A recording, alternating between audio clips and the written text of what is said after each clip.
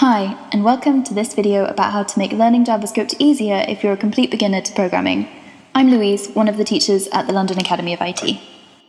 My first suggestion is to make sure that you're familiar and comfortable with HTML and CSS first. If you jump ahead really quickly into JavaScript, then you tend to make your life a little bit more difficult here.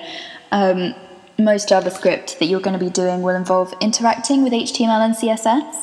So if you're not sure what a class is in HTML or why you would add it to an element, you'll probably struggle more with JavaScript than you need to at this stage. Currently, good quality animation, for example, is best achieved by adding and removing classes to and from HTML elements, classes that contain CSS3 transition properties. So if you're not really sure what any of that means, then definitely stick with HTML and CSS for a little while longer. Alright, this next tip will help you get better at HTML, CSS, and JavaScript, as well as all kinds of other programming languages as well, because this tip is just to make use of the best online resources. There's tons of free interactive online learning environments nowadays with these bite-sized sections that you can tackle in short bursts. So you can do, like 30 to 60 minutes per day, practicing at least 3 or 4 days a week, and you will make a lot of progress. Plus, of course, there's tons and tons of blogs, podcasts, and magazines. In the description area below this video, there's a link to the article that goes with this video, and that lists tons and tons of links that you can have a look at for really great online resources.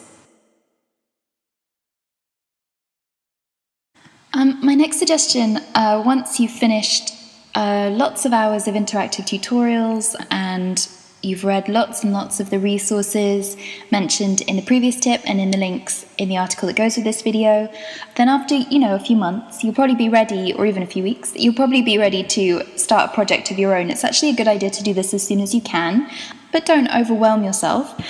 Choose something that really interests you, but keep it very simple to begin with, and consider basing your project on a well-written tutorial from one of the resources mentioned before. HTML, CSS, and JavaScript can be used for such a wide range of things that you should be able to find a project that suits you really well. For example, if you're into illustration and animation, you could begin with using the Snap SVG JavaScript library. They have an intro tutorial on their website, and then you could look at what you could build from that point. Or if you're into user interfaces and designing those, then you could look at the jQuery UI intro tutorials. Or if you're really interested in working on an interactive web app, then you could visit the Firebase website and follow their Getting Started tutorial on there. If you begin a project of your own, then you'll open up a whole new can of worms, but also a whole new world of learning opportunities at the same time. So it might feel a bit intimidating, so make sure just to break your project down into really small, achievable steps to avoid feeling overwhelmed. And if you do get in a really big pickle with your own project, the next 2 tips should help. This one's quite a straightforward suggestion. Once you've spent a few weeks practicing at home, you'll probably have a lot of questions, especially if you've been working on your own project. And online resources can only help you so much, although they are very useful. So you can, at this point, usually speed up your learning quite significantly by finding a teacher who can answer your specific questions and give you guidance on your specific goals. You can sign up for group classes and workshops, or even find a tutor for one-to-one teaching. Just make sure you've written down all your main questions ahead of time so you can definitely get them answered.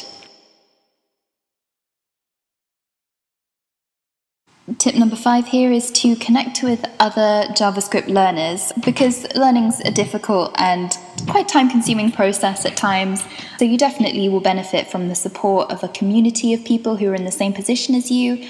Plus, there are loads of other benefits, that being able to form sort of partnerships and groups to work on projects together, and maybe hearing about job opportunities or other interesting events through your network and community of people that you know. There are various resources online. We'll link to those in the article that goes with this video, so you can check them out and start hunting for your own community of fellow learners.